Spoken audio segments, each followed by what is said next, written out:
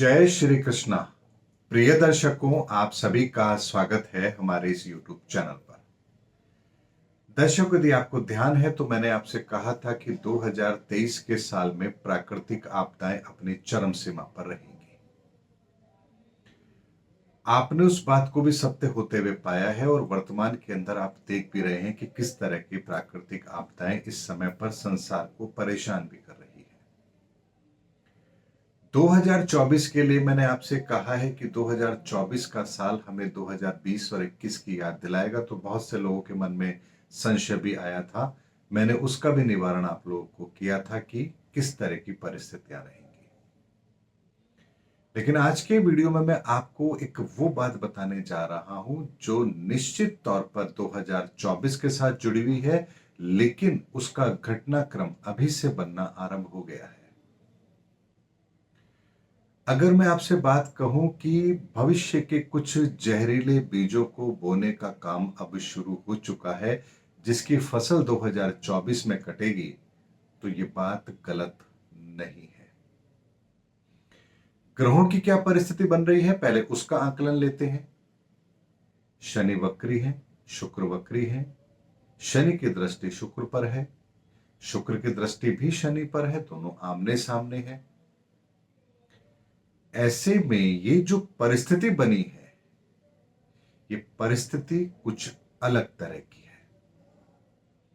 शुक्र का राशि परिवर्तन होगा, सिंह राशि से कन्या राशि में जाएंगे। कन्या राशि में शुक्र सदैव नीच राशि के कहलाते हैं, यानी पृष्ठभूमि यहां से बनना शुरू होती है और शुक्र के नीच राशि में प्रवेश के साथ ही उस पर मोहर भी लगती है। यानी इस समय पर पूरी दुनिया के अंदर कुछ ऐसी प्लानिंग हो रही है जिसका आभास भी इस दुनिया को नहीं है, लेकिन एक बहुत बड़ी पटकथा इस समय पर जरूर लिखना आरंभ हो चुकी है और अगले 2-3 महीने के अंदर वो पूरी पटकथा लिखी जा चुकी होगी और धीरे धीरे एक के बाद एक वो दृश्य हमारे सामने आने आरंभ होंगे, जिसकी भयावहता इतनी अधिक होगी कि जब तक हम उस समस्या का समाधान ढूंढेंगे, कोई अगली समस्या हमारे सामने खड़ी कर दी जाएगी और ये होगी पूरे विश्व के अंदर शांति को समाप्त करने की पहल।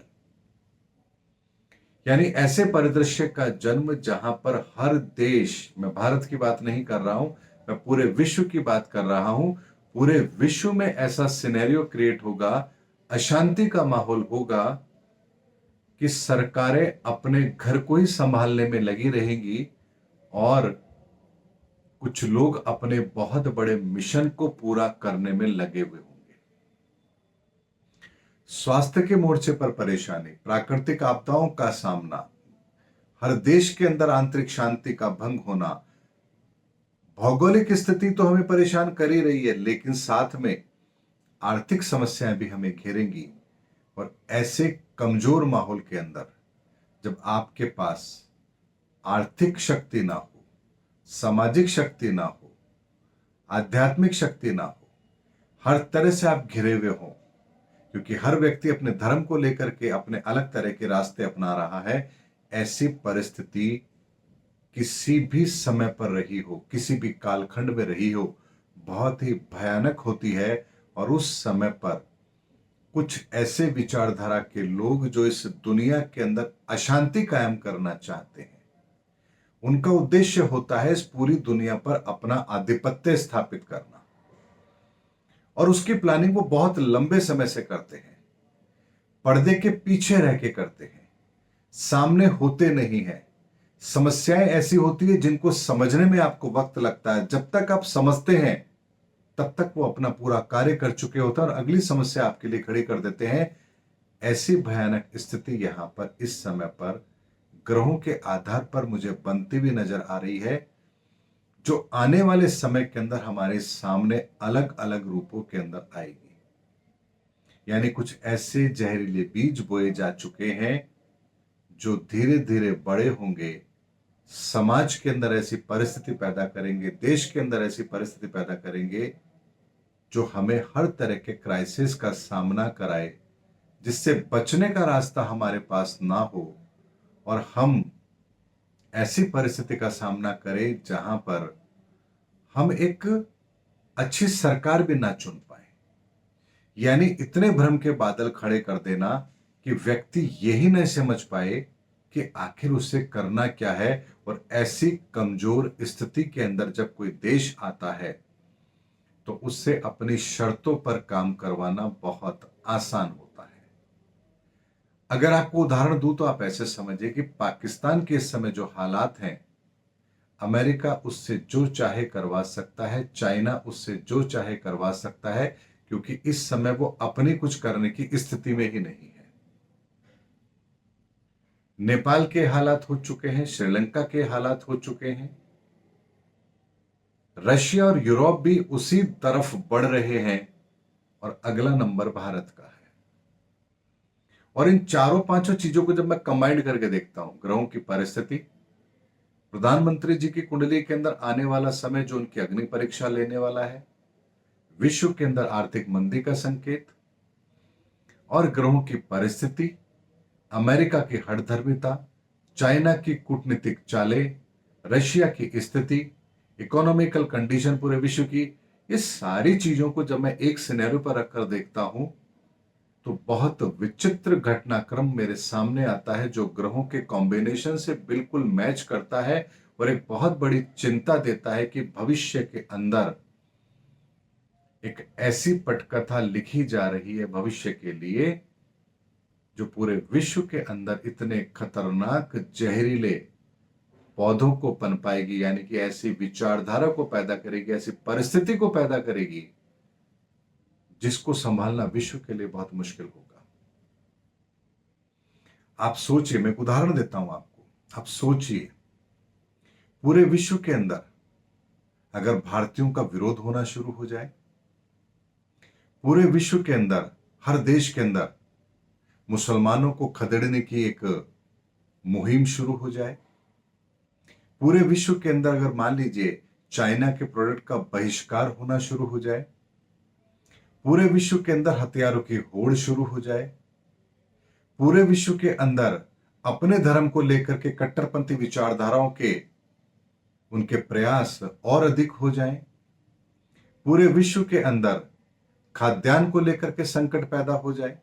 ये मैं आपको सिर्फ कुछ एक विजन देने की कोशिश कर रहा हूं कि अगर ऐसी परिस्थितियां पैदा हो जाएं तो आप सोचिए कि आपकी अपनी बुद्धि उस समय पर किस तरह से काम करेगी।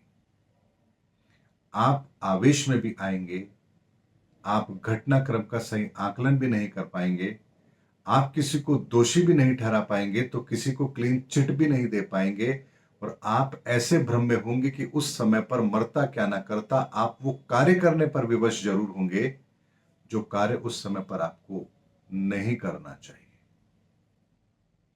जैसे द्रुत क्रीड़ा, यानी कि महाभारत के अंदर मामा शकुनी ने द्रुत क्रीड़ा का आयोजन किया, तो उसके पीछे उनकी मंशा क्या थी? वहां पर उन्होंने पांडवों को द्रुत क्रीड़ा के अंदर सब कुछ हारने पर उनको विवश किया। युधिष्ठिर समझ ही नहीं पाए कि वो क्या गलती करने जा रहे हैं, यहां तक कि वो द्रौपदी को भी दांव पर लगा बैठे। और जब द्रौपदी दांव पर लगी तो दुर्योधन ने, दुशासन ने फिर द्रौपदी के साथ क्या किया, और उस समय पर जो भीम ने प्रतिज्ञा की, क्या उसे वो नहीं करनी चाहिए थी? और अगर भीम ने प्रतिज्ञा की है तो क्या फिर महाभारत नहीं होनी चाहिए थी? ये सब एक के साथ एक जुड़ी हुई कड़ियां हैं जो महाभारत को होने के लिए विवश कर रही थी।